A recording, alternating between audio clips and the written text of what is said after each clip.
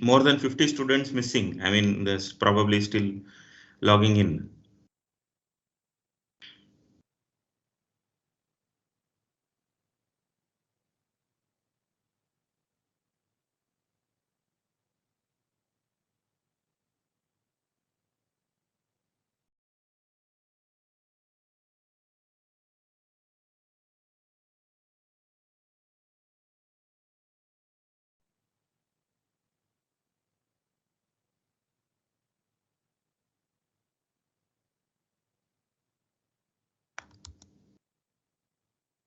So are my slides visible? Yes, sir. Okay.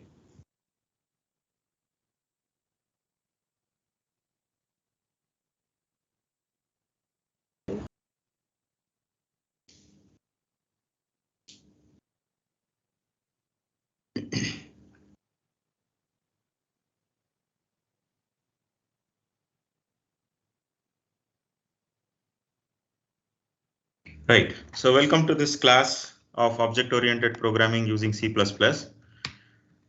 So today's class will be mostly non-technical. So just an introduction and get an idea about what all we study and some things about it. I can see it. About the language and how we go about it and all that.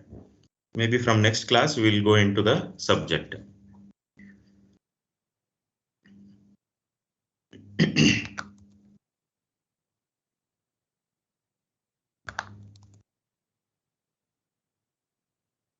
Still nearly 50 students are yet to come. Okay.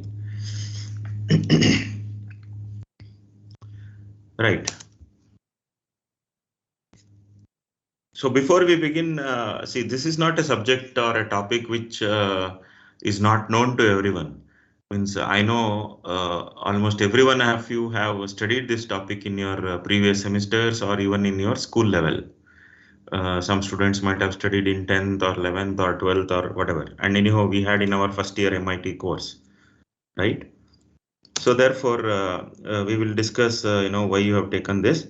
Yeah, right now, since this subject is opted by 150 students, so we have two sections.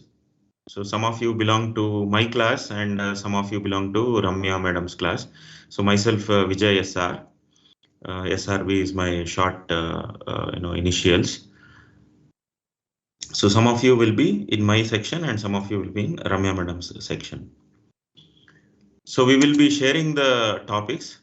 That is, myself and madam will be sharing the topic and taking classes alternatively, in the sense not exactly alternate.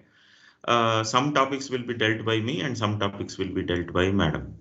So I am going to start. So after certain topics, she will be taking over and again I'll come back. So it will be going on that way. Not hour to hour basis, topic to topic. Right. So as I told you, I want to know what is your reason to opt for this subject. So until we get all the students into the meeting, let us at least discuss this topic. So tell me, what are your reasons?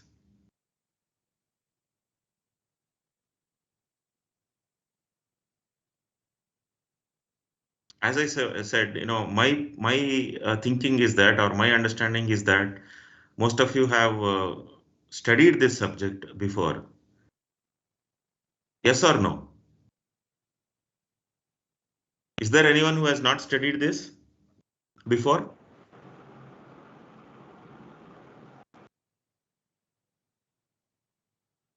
C++ or object-oriented programming?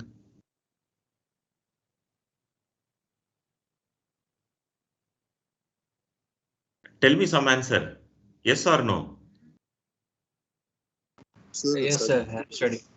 Studied. Yes, sir, studied. Yeah. What did you study? C++ or object-oriented programming? Sir, we have studied C++ and in there we studied OOPS concept. Okay. Okay. So OOPS using C++. That is the title for this course also. OOPS using C++. Okay. Anyone who has not studied This is the first time they are doing it. Anyone? Yes, sir. I have not studied OOPS. Okay. So, Same, sir. I have also not studied it. oh, okay. Maybe students from lateral entry is the point. Huh? Am I right? No, sir. In 2018 batch, we had C language which doesn't have OOPS. Oh, okay, okay. Hmm. Right. So this is what I feel. I mean, I'm looking for students of this reason. I mean, don't know anything in C++ and genuinely want to learn it. Maybe you have programming experience in any high level language like C or Pascal or anything, but you have no idea about C++ and genuinely want to learn. Maybe this is one of the reasons for students opting for the this particular elective. Maybe this is another reason. Increase your confidence in C, means you know C++, but you are not sure whether it is right or wrong or whether it is enough or not enough.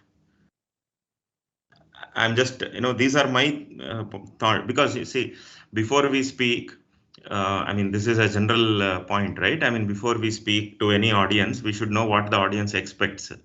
So similarly, I am also trying to understand what students are expecting from this course. So if you say what you want to know or what your expectations are or what you already know, then I'll be able to, take this course in a much better way. Agreed? So our time will be spent in much more, efficiently. Agreed. Yes, sir. So Yes, sir. I want to know what is the reason. I mean, for your selecting this course. Anyhow, so this is one reason what I probably think about. And then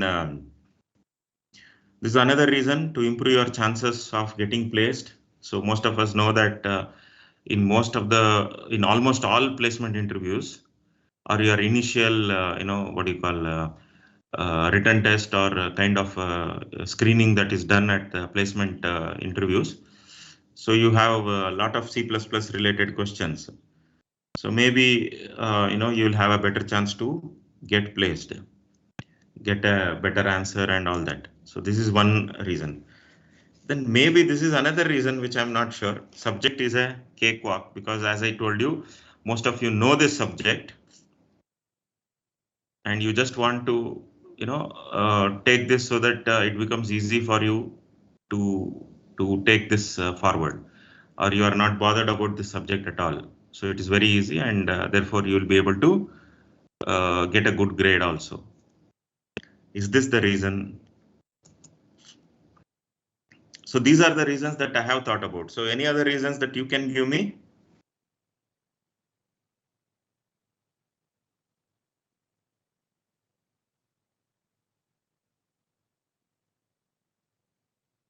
So there is no interaction, huh? But all of you are sleeping. No, sir. I think you covered everything. These are mostly, I think, all the reasons.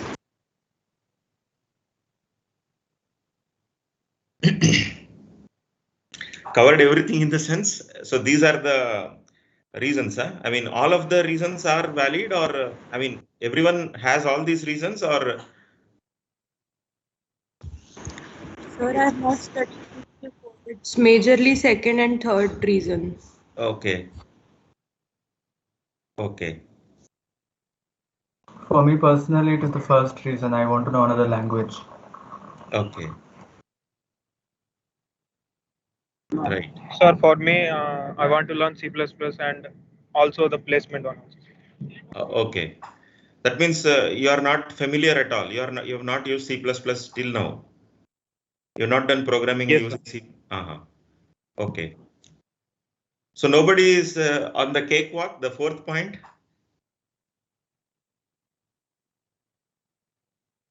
Nobody says that I know C++.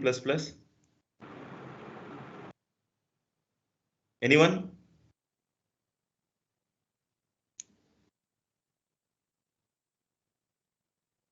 Okay. So I assume that nobody is saying that. I know most of you are, but you don't want to disclose.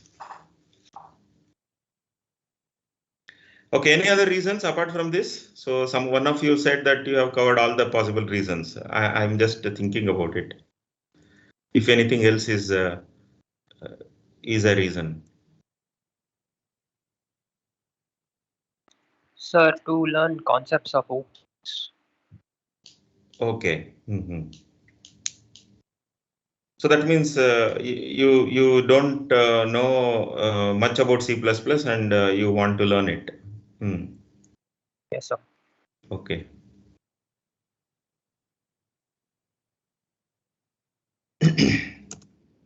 Right.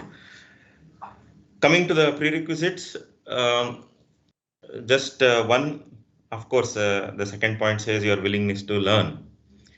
So some experience in programming in any language, even C or Pascal or Fortran or any language, a basic, some of you might have done basic language in school days.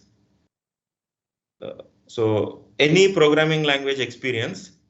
So I've written own in bracket. So that means you should have written programs on your own, not just a copy or copy from your friend, copy from the internet. No, that's not the experience. Own experience, you have to write at least 10 to 20 programs of quite a good size or quite good complexity, at least 10 to 20. That would be good on your own, what I'm saying. So then only you will be able to follow easily what I'm saying and what the subject is and all that. It will be very easy. Okay, so these are the prerequisites. So you should have some experience in programming of your own. And then, of course, the willingness to learn, your interest to learn the subject. Okay.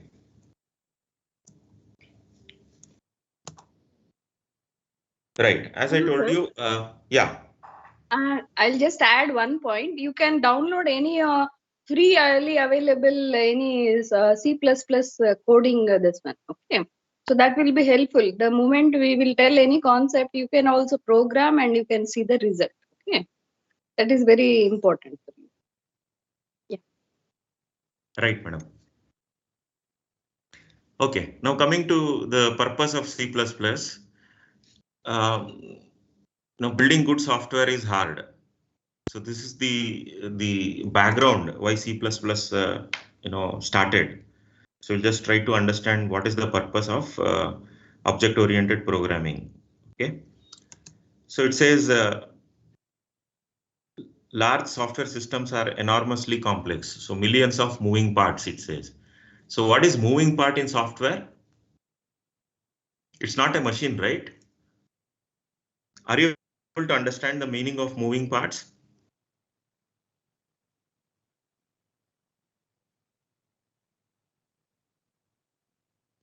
Yes, sir.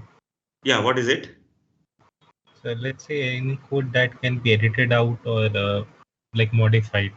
Yeah, what correct. I can understand. Right. So there are, see, it says the first line says large software systems are enormously complex. A lot of lines of code would be written since the beginning. Maybe a few years of efforts are there in that. And then one of the engineer might start editing or changing the code for some or the other purpose. Maybe there is a bug, or maybe they want to increase or add some feature onto it, something like that. Right? If a small imagine that it's a quite a complex structure, and if you are small change happens in any one of those places, then maybe its implications will be felt in a lot of other places. So that's the reason it says millions of moving parts, because a small edit in one place or in one line would have a lot of effects on the many other lines. You might have already observed that. You might have written, say, 100 lines of code, a simple program in your lab, 100 lines or 50 lines. Okay, a small error in one of the lines will show you, say, 50 errors.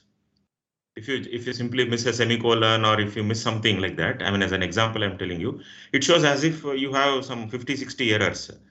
But you just go to one particular line, correct line number, and just add that semicolon or comma or whatever that small mistake was.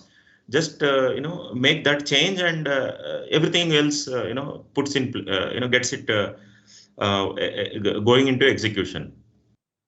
So this is the meaning I'm saying. I'm just giving you an example that a small change, but that was a syntax error. What I'm giving you an example was a syntax error, but in large systems, software systems, it need not be a simple syntax error. It can be a complicated error as well. It can be a logical error as well. So I'm not just talking about a syntax. I'm just trying to give you an example of millions of moving parts. A small change might affect a lot of other places, a lot of other code. So it's not easy to write good code. That's the basic idea. So people expect software to be malleable, right? So we think software, so you can do anything, you can change any code any day, anytime, and it should still work. It's not like hardware, you have to redesign or refabricate or anything like that. You change the software and things will be changed automatically. This is the expectation of all of us, but that's not true. Changing is not easy. So this was a problem in the initial years. So that is, writing the software and maintaining the software was not easy. Even now it is not easy, but at least it is better than earlier. So we are always trying to do new things with the software. So that's another point. So relevant experience is often missing. Okay, so we try to change or we try to add something new. Every day there is a new development, and we don't know how it goes on. So the experience is not there. So we have to try and see how it how the new change react or behave. So that's the point. So software engineering is about managing the complexity and change. So managing complexity and change. So the customers will ask for new features, change some things. So there is a lot of needs or change in needs of the customers. So similarly, developers will also try to make some changes, add some features, etc. So environment, the work and the deployment environment might change. Earlier you were working on a different operating system. Now you may work on a different, that is you in the sense your software might work on a different operating system or a different processor. So that's what we call as environment, right? A different software. So your compiler might change, or your entire integrated development environment might change, or any other supporting software might change. So it's not easy. A lot of things are changing, on a regular basis. And so software engineering is about coping with potential defects.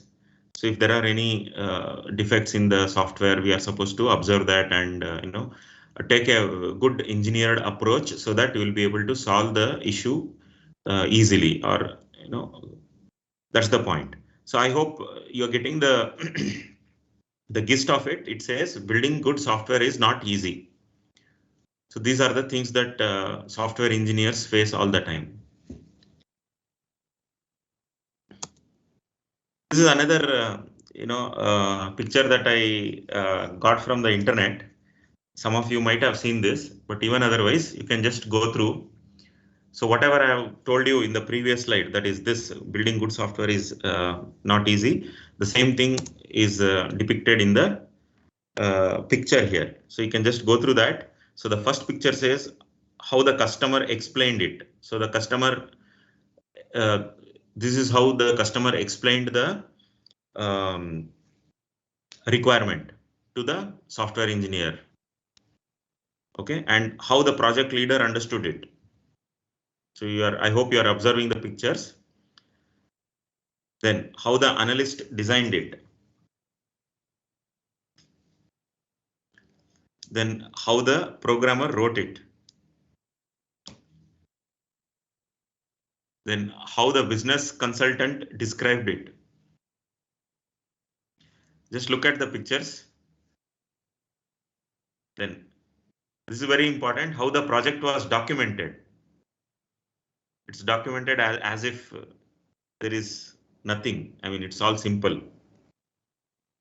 Basically, nothing is getting documented. So that's not good. And next is what the operations installed. Okay. So you can just observe the pictures. Next is how the customer was billed. And then how it was supported.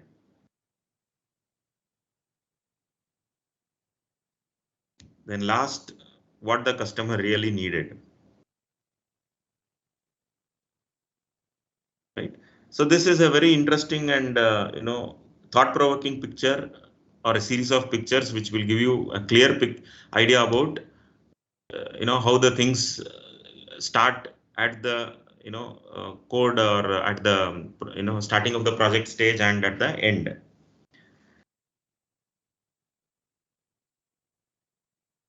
Okay, so this is the problem, or this is the point that we will try to be discussing, or try to make our work simple. That is our, in the sense, the software engineers work as simple as possible. Okay. Now coming to programming techniques. So you have unstructured programming. So basically you have two types: imperative programming and object-oriented programming. In imperative programming, you have unstructured programming, procedural programming, and modular and structural programming. All these are, like, for example, your C or Pascal or Fortran or BASIC. All such languages come under this category: unstructured or structured, and modular, procedural, so whatever you call. Then in object-oriented programming, you have one is the abstract data type method, and then other is the object-oriented programming. So these are the programming techniques in general. So we have studied imperative programming. I mean, we have taken examples of imperative programming in our this thing earlier, which is C, and as I mentioned, the other languages. So they're all procedural in the sense functions will be written, or some main function, and then you have some sub functions, and your program works from the main, and goes and call to other functions and does the work. So that's what we call as procedural or unstructured or modular programming. And then the other approach is what we are studying now, the object-oriented programming. So one more point that I want to mention here is structured programming follows top-down approach. Okay, and then object-oriented programming follows bottom-up approach.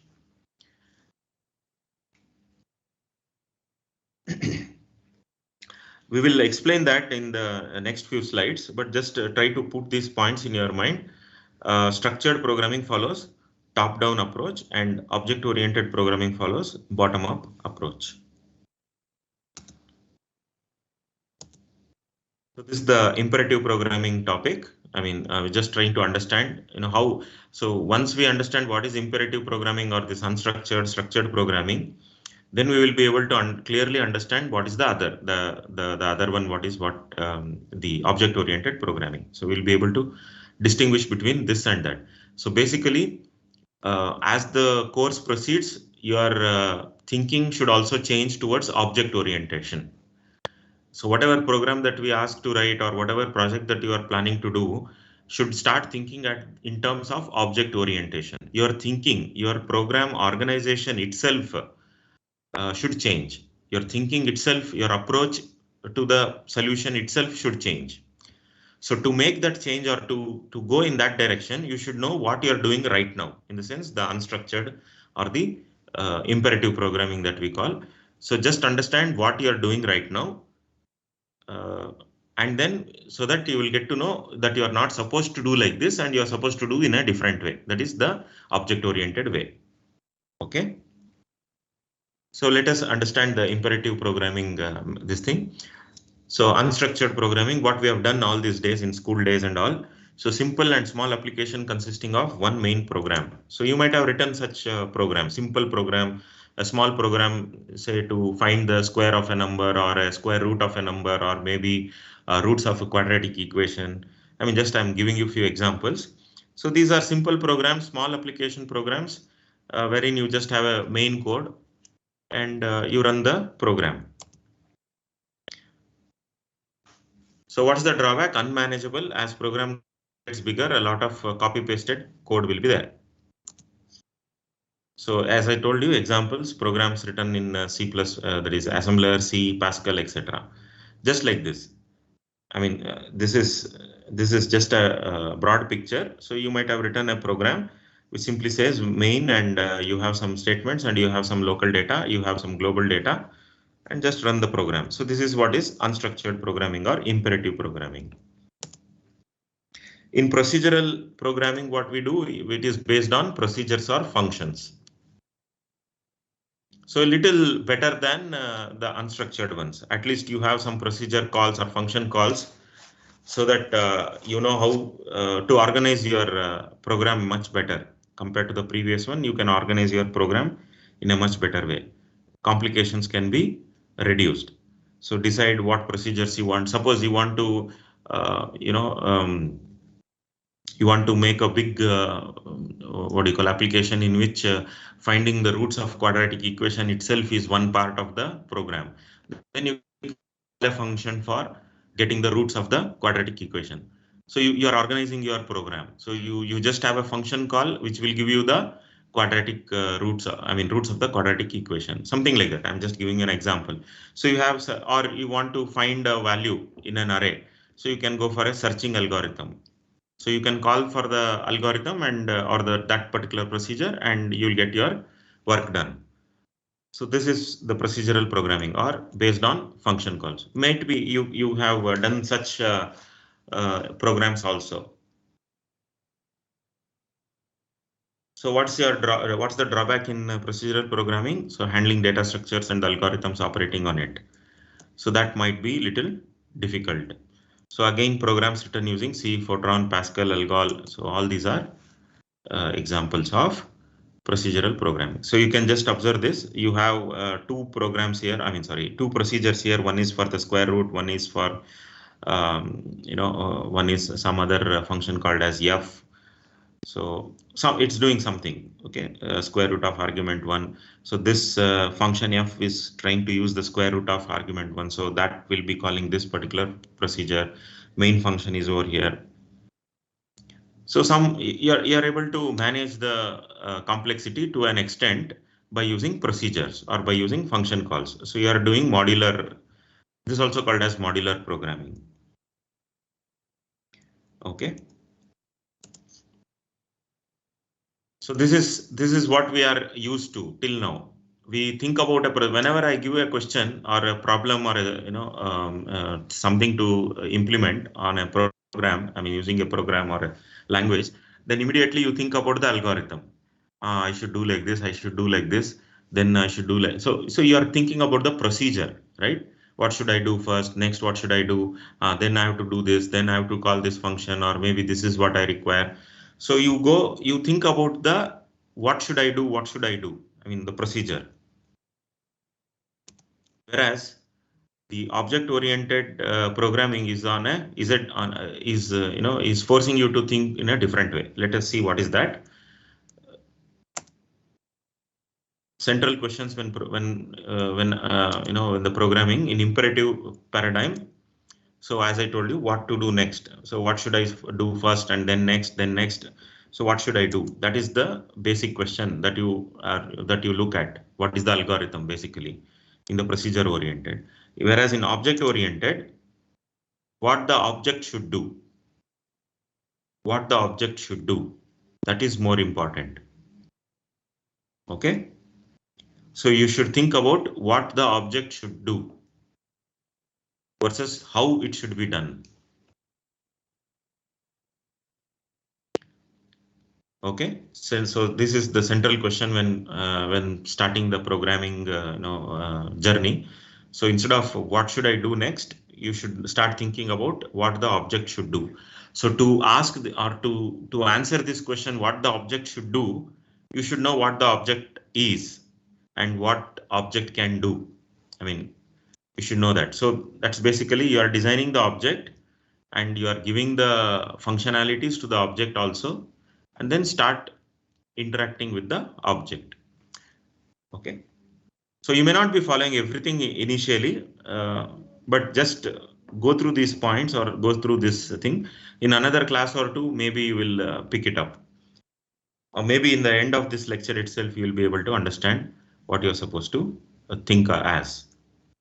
So central activity of programming in imperative, this thing, get the computer to do something. I mean, this is the central theme. The computer is trying to do something. In object oriented, the object should do something. Okay. So your thinking should be this way. Don't think about the algorithms. Think about objects.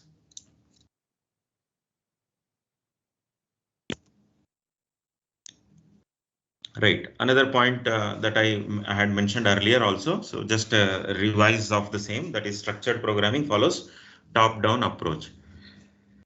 So top-down basically, you can even think about that. What should I do next? That kind of a questioning will come. Whereas in object-oriented programming, it is bottom-up approach. In the sense, you look at the smallest level first, and then you go on over or build over it. Build over the smallest thing. That smallest thing is the object or the class that we call in object-oriented programming.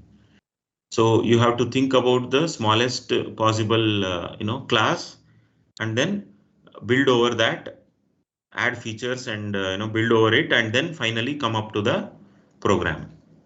Whereas in the opposite, that is in the structured programming, it is the top-down approach.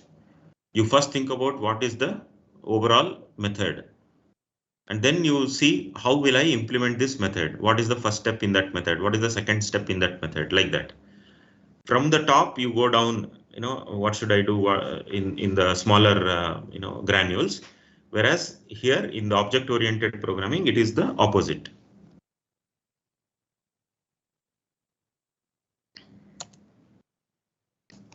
Okay, so this is another, picture which tries to tell you what is the procedural program approach. So you have a lot of functions, one function calling the other, another function calling another function. So it's a series of function calls which will try to run your program and execute your task or finish your task. Whatever is your task at hand, you will be able to finish that using a lot of function calls.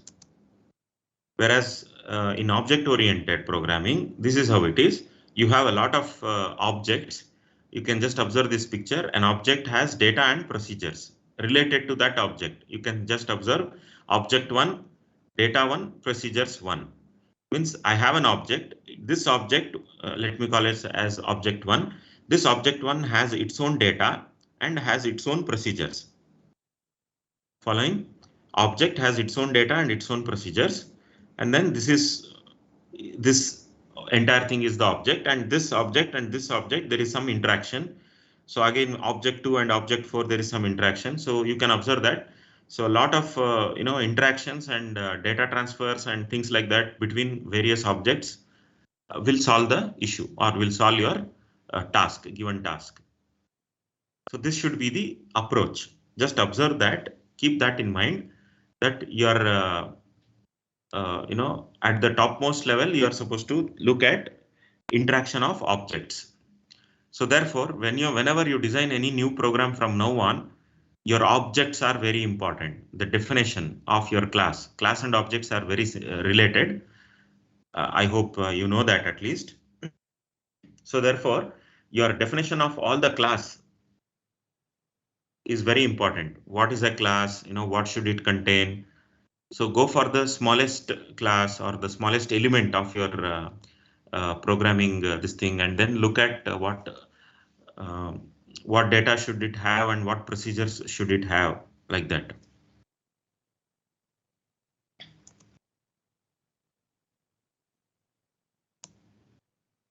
So object-oriented programming is a methodology of programming. As I told you, it is nothing new. It is still looks similar to C, means the algorithm kind of programming and all that. But only thing is your approach, your thinking should change. It's a methodology of programming. Your thinking should change. And it is based on 4 or 5 major principles.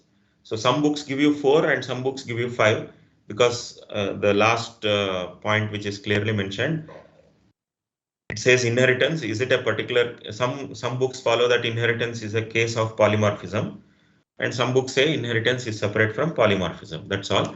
But anyhow, these are the different principles that are followed. One is data abstraction, one is encapsulation, information hiding. So you might have heard these words. We'll try to observe and get more clarity on these words as the lectures proceed. Data abstraction, encapsulation, information hiding, polymorphism, and inheritance. We will study all these topics in detail in our course.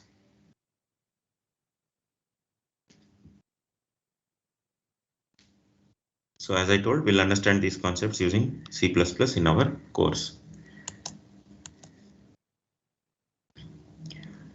So it is important to understand that OOPS is an approach of organizing programs. So that is what I was telling you. You have to change your thinking. You have to change your thought on how you start solving a given question in programming.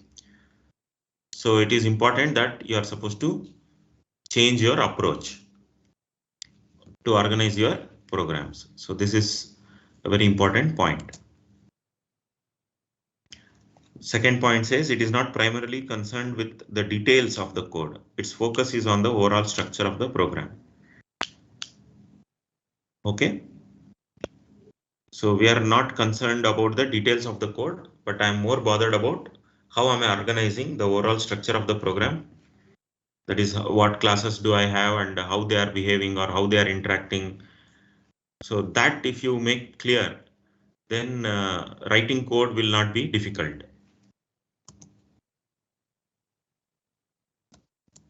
Okay, so we'll just see the concepts of object-oriented and the C++ element or the language element which corresponds to that particular concept. So when I say OOP, there is a concept of abstraction. So what implements abstraction in C++? Classes. Classes implement abstraction concept of C++ in OOPS. Encapsulation, again, classes of C++ will implement or will help you to encapsulate your data as well as functions. Information hiding, that's a concept of C++. So public and private members of C++ will try to help you in information hiding. So you can declare something as public and something as private members of a class. So you will be able to hide whatever you want to from the other classes. The next concept in OOPS is polymorphism. So you have operator overloading and templates and virtual functions and all that for polymorphism. Implementing polymorphism in C++ using operator overloading, virtual functions and templates. Then another concept in C++ is inheritance. We do that using derived classes.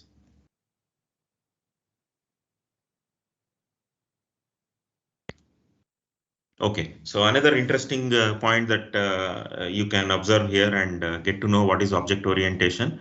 So you can easily go through this formula. It says object orientation is nothing but objects. That is, you have abstraction, then you have classes, you have inheritance, that is reusing the code, inheritance, dynamic binding, polymorphism and flexibility. So if you have all these things in your program, that is in your object oriented or in your program, then that means it's an object oriented thought program. I mean, you have used object orientation while writing or while designing that particular program. So in your final project, I mean, myself and Madam Ramya, we are planning to give a project for all of you. It's a group project, so you should be having all these concepts in the end. That is your final project program. should have classes, should have inheritance, should have dynamic binding. So whatever we have discussed. So all these concepts should be implemented in your program.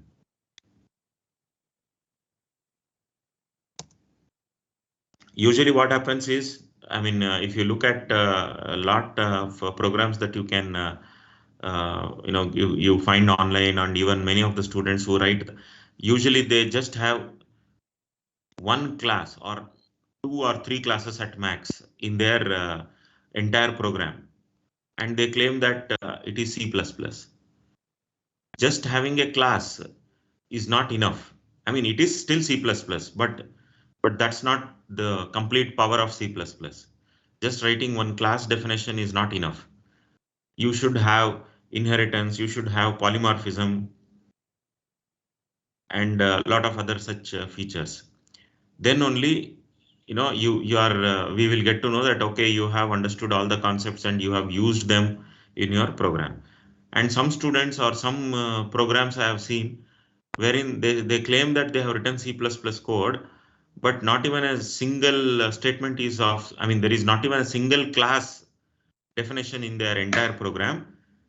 And their claim is that just because C in and C out they have used for printing and scanning. That is, I hope you know what is C in, C out, and scanf, printf in C and C++.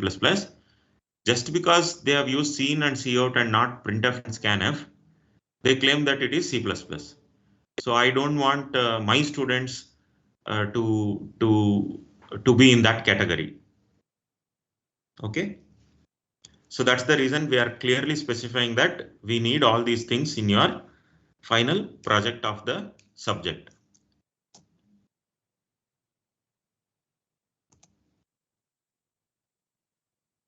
Yeah, introduction to OOPS, that is again, as I told you, non-technical. So protected levels of class.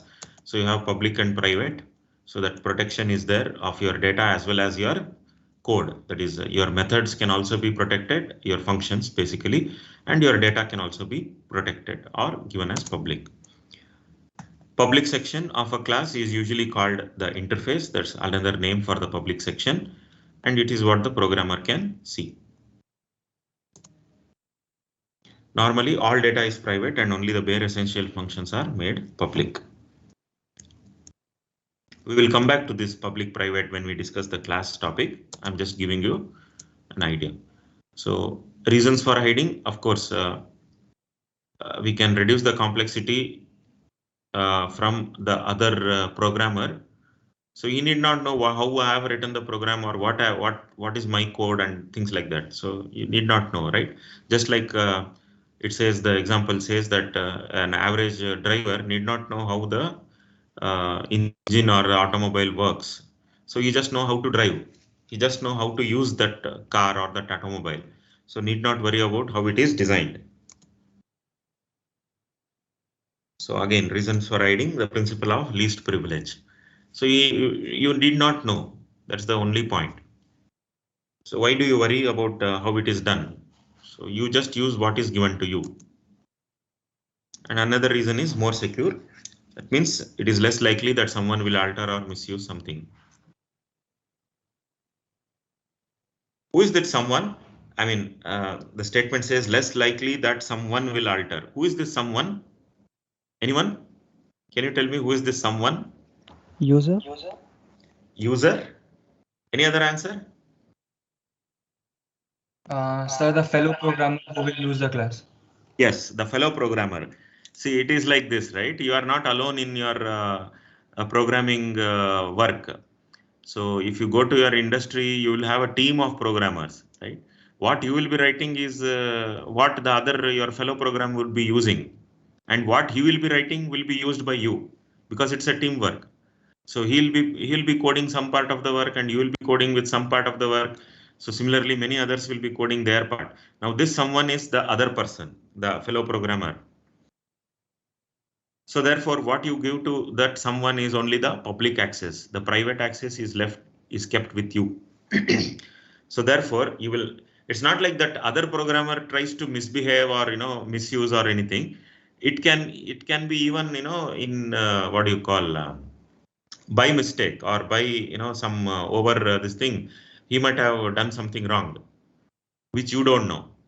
So therefore, I will be made sure that he won't touch this part of the code by making it secure or by making it hidden. Data as well as code I can hide so that he cannot change the code, change the data, etc.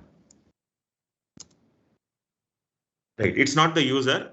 This someone is not the user. The someone is not the user. Someone is the other programmer. So that's the reason why we are saying even your mini project will not be done by only a single person. It is a teamwork. We will be looking for 3 to 4 students in each team, or even more than that. We will just discuss and decide about the team size by now, but you just keep in your mind that you are supposed to do a mini project or a small program. Small in the sense the entire semester you are supposed to run that or work on that. Okay. Easier to change and implement implementation without affecting other modules that use it. So this is another reason. So I mean, it is very similar looking reasons. So whatever I change, whatever I do with my code, you need not worry about it. For you, it does not matter. You in the sense the fellow programmer. So he's least bothered because you are doing some changes within your code. So that does not affect him.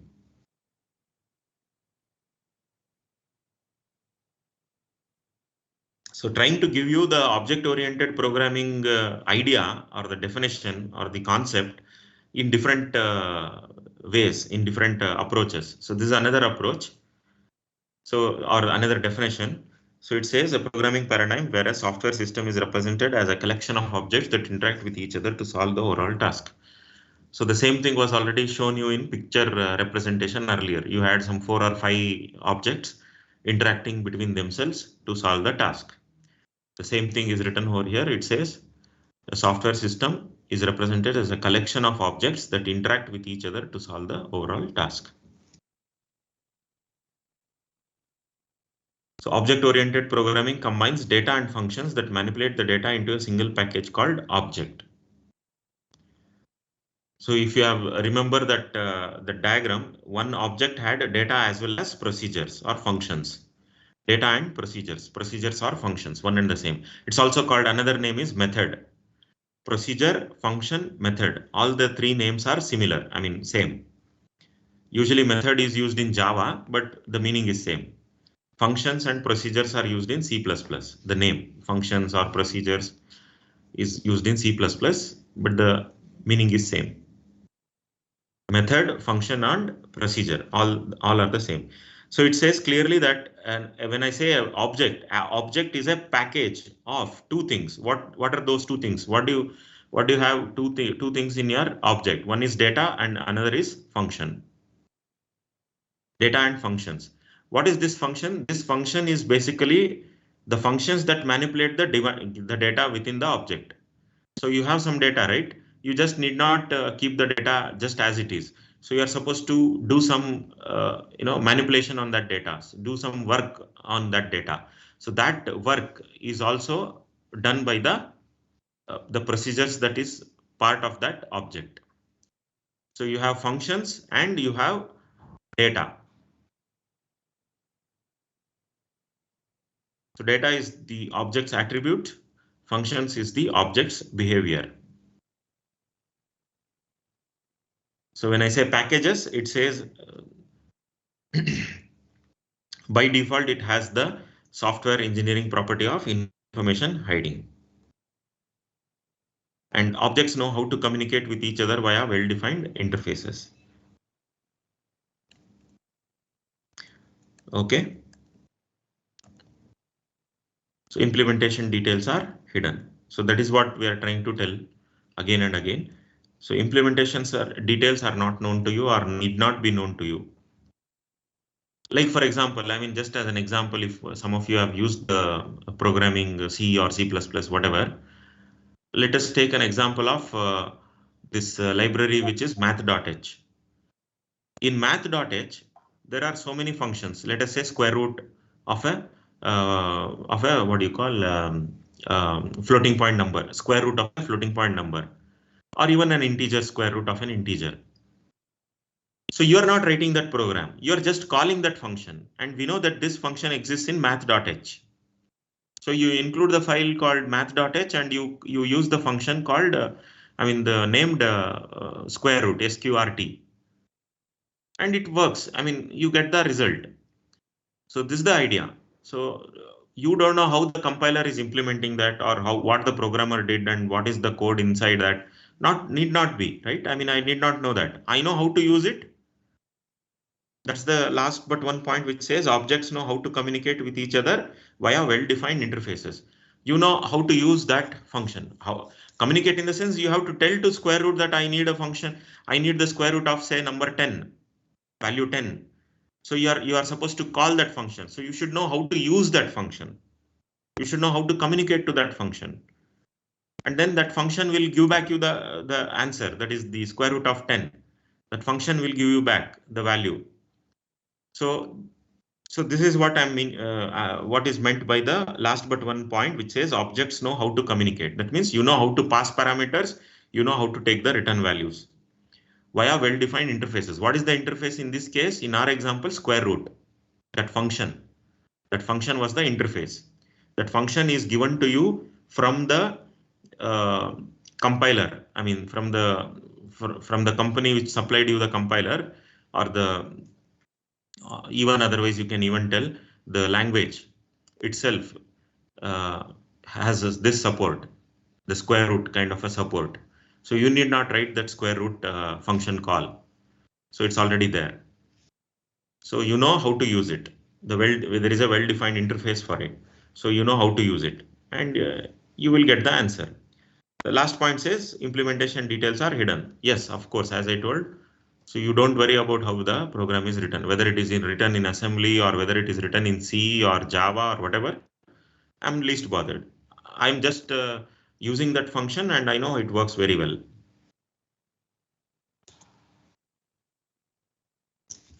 Right. So coming to the topics in this course, so we'll discuss classes, inheritance, virtual functions, polymorphism, IO stream and file IO systems, exception handling in C++. So these are the topics that we'll be studying majorly. Okay, the language, the C++ language. It's an object-oriented general purpose programming language derived from C. That is, C++ is C plus classes. That's the basic idea. Plus is, that is C added with classes, C plus classes. So C++ adds the following to C programming: inlining and overloading of functions, default argument values. So you need not worry about what is inlining, overloading of functions and all this. Just keep these words in your mind so that whenever we discuss these topics, you will understand the things very clearly.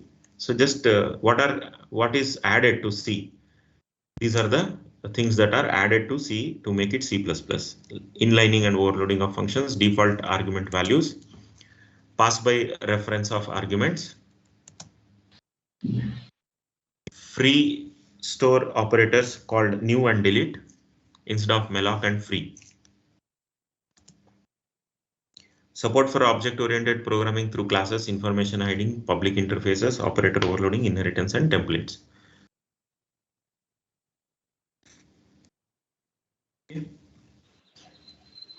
So can you please show that topic slide once more?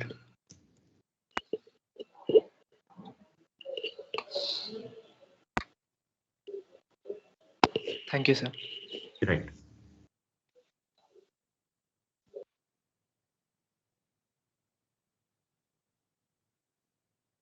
So C++ is a language that allows you to program using OOP style. So you can program in C++ using non-OOP styles also. So this is what I was telling you. Most of them say or claim that they use C++ or they write C++, but they don't even have a single class in it. So that is not what I am looking at. So in OOP, the unit of programming is called a class. An object is an item, an instantiation of a class. Anyhow, we are not discussing this in detail now. We'll come to the classes topic in the next session or sometime. Not required. Okay, remember that a class has both data and functions combined. Okay.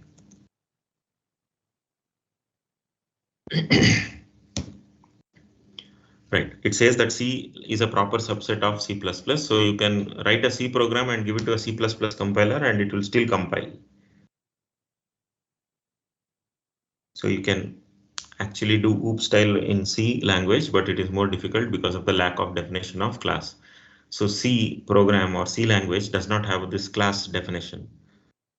So therefore, it will not be easy for us to write OOP style program in C language. So we can use C struct concept, but that will not be sufficient. Only data is available, but no functions. No data hiding capability and all that. So as an example, you can just look over here, structure time, int, hour, minute, that is hour, minute, second. So today's time, and these are the two functions, today's time and time array. So this is a C structure example. Trying to maintain time or trying to write a program related to time, then this is the structure that you should be using. The C language, what is the difference? In C, data and functions are always separate. In C++, they are both put together to form an object. C++ libraries can contain useful classes that store data in useful and reusable ways. Classes then become the building blocks for more complex programs.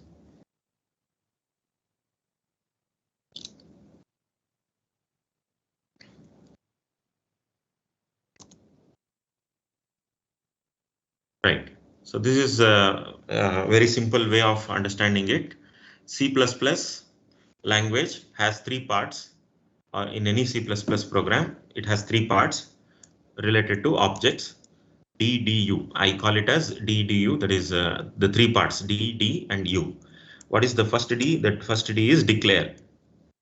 Declare, mention the types of data that will be used, give them names, mention the functions and their interface. It is declare. Okay.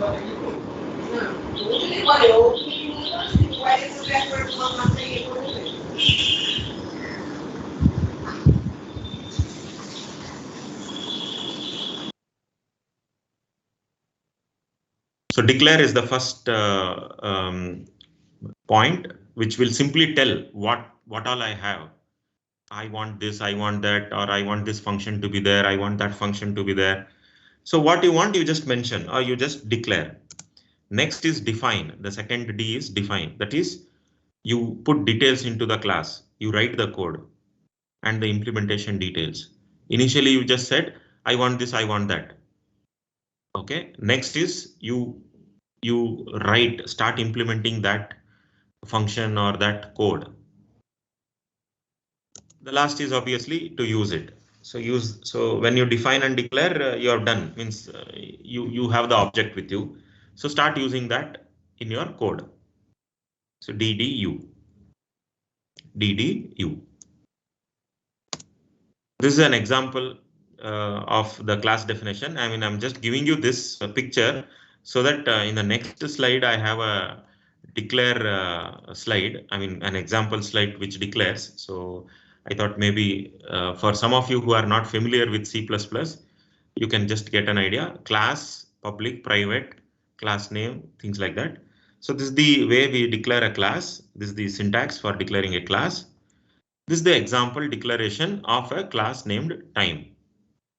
So just observe, I have declared a class named time type. Then I have a public set. So say I'm trying to set the time. So when I'm trying to set the time, I obviously will have int, that is hour, minute, and second. I'll be setting these things. So I have that.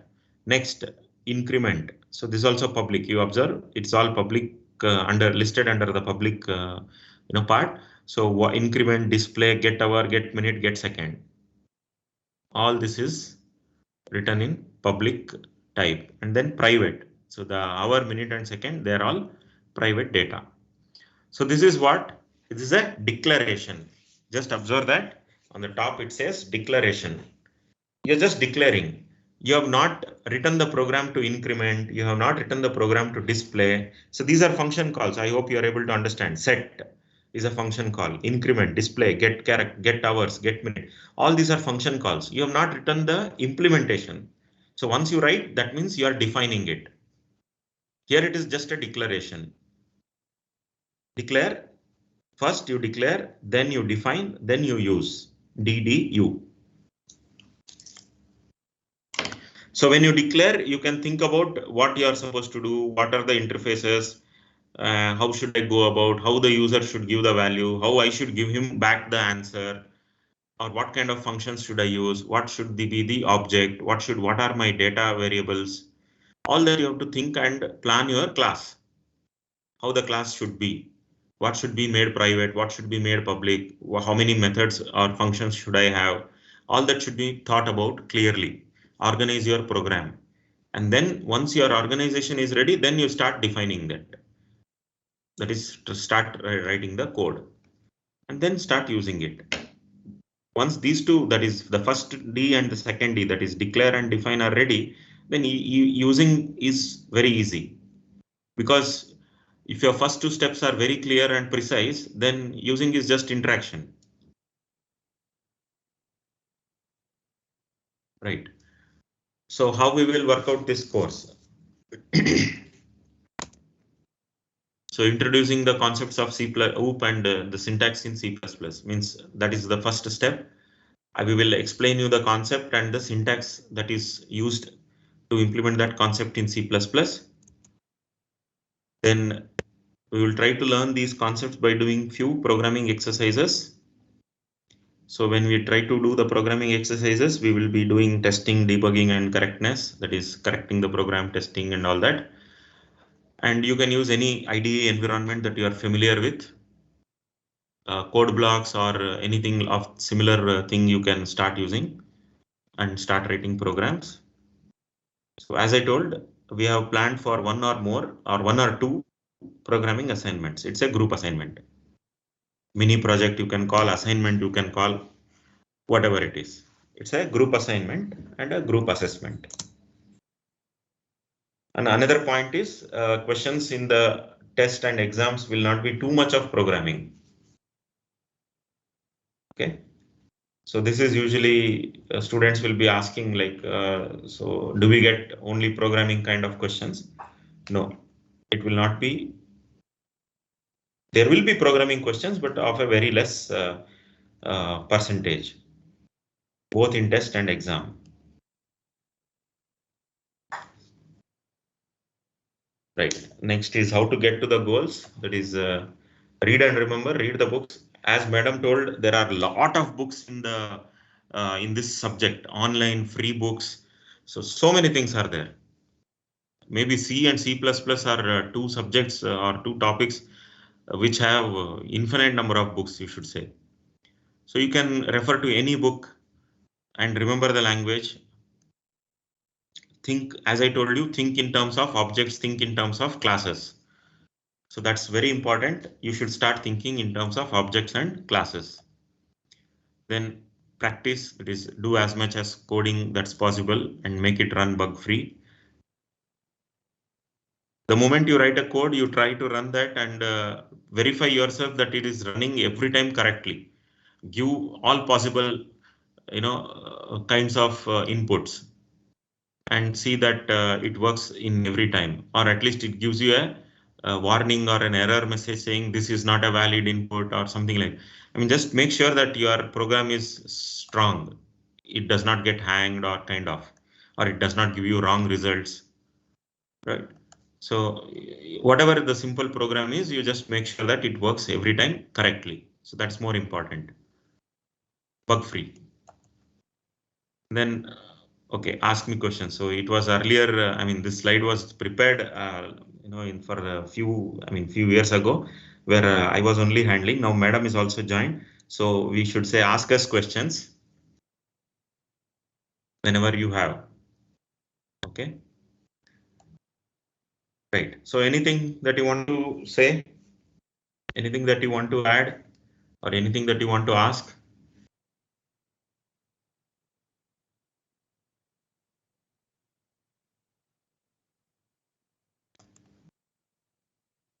maybe this is the last slide. Yeah. So therefore, you have anything to add?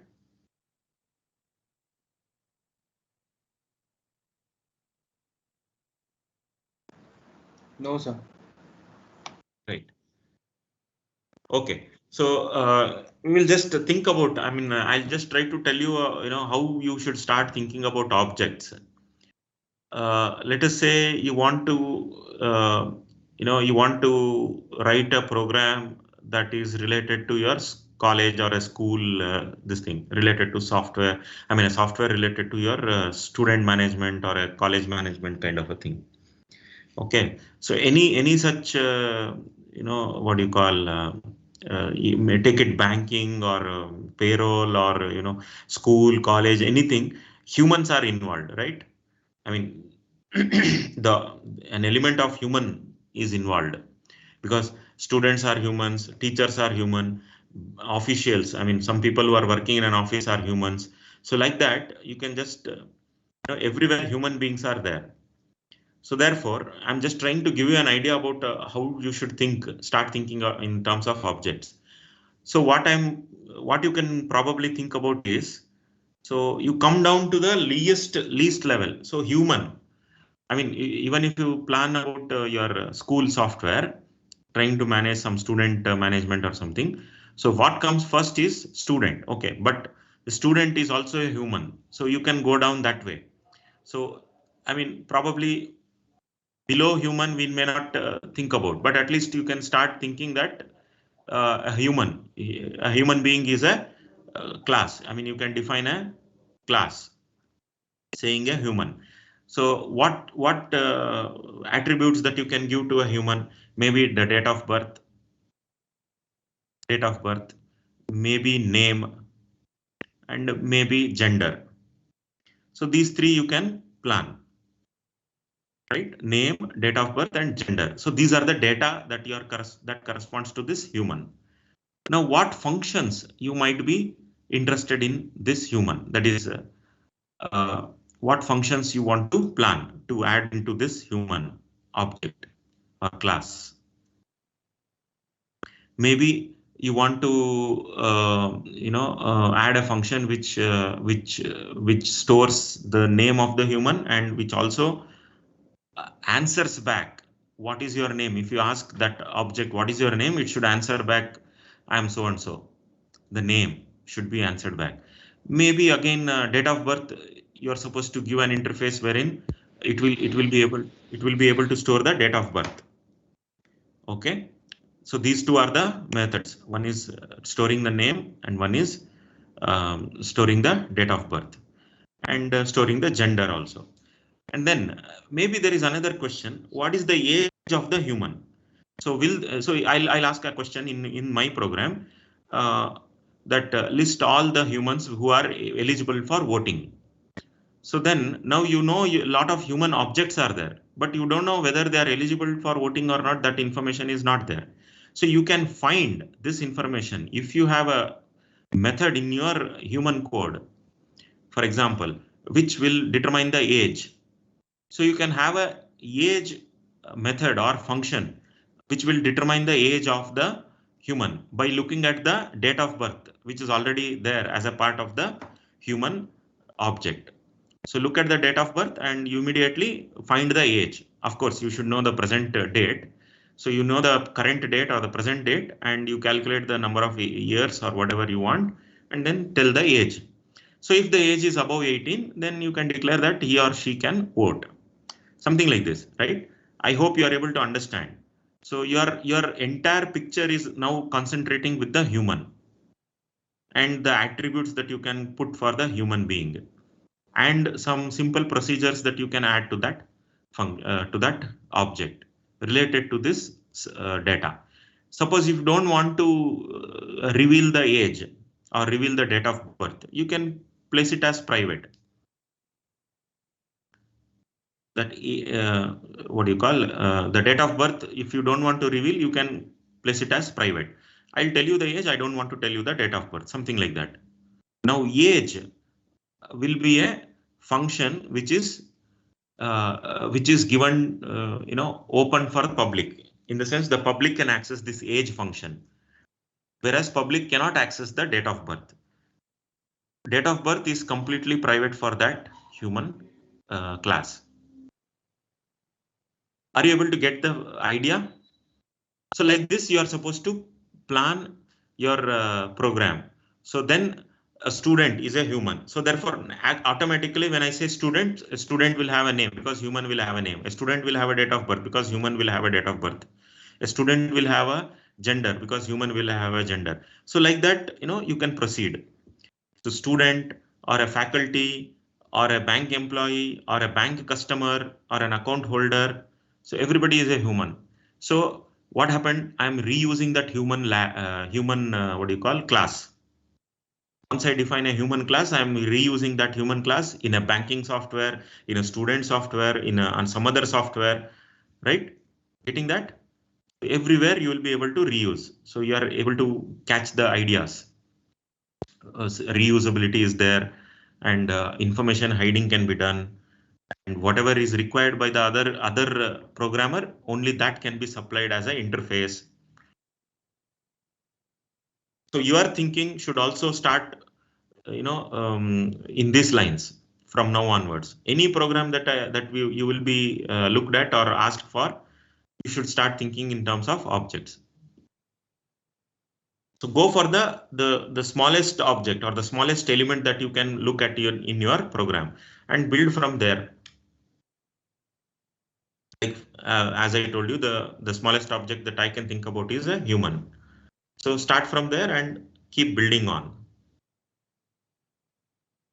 Student. So student, you can add certain more details for a student. Student maybe what branch he is in, or what semester he is in, or what subjects he has taken, what is his grade. So all this will be a student related attribute. So like that you can build on. So your thinking should start in this way from now on. So start thinking in a different aspect, that is in the object oriented aspect, and you will be able to do very well in this subject. Don't think that C++ is out of fashion or anything. Okay, OOPS is still very much used, and even with C, don't think that C is out of fashion. C is also equally used even now. Some students will think that Python is used, everywhere, and C and C++ are out of fashion. Java used everywhere. No, they have their own purposes. Java has its own purpose. OOPS has its own, that is C++ has its own purpose. Similarly, Python has its own purpose or its own usage. Every language is equally important.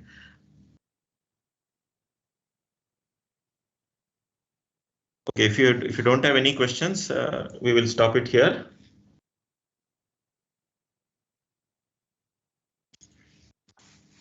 Any interactions?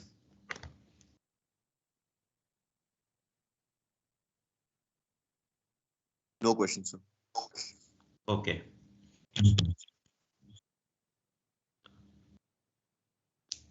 Okay, then we will stop here.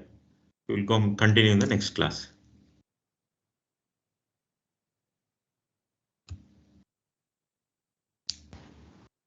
Thank you, sir.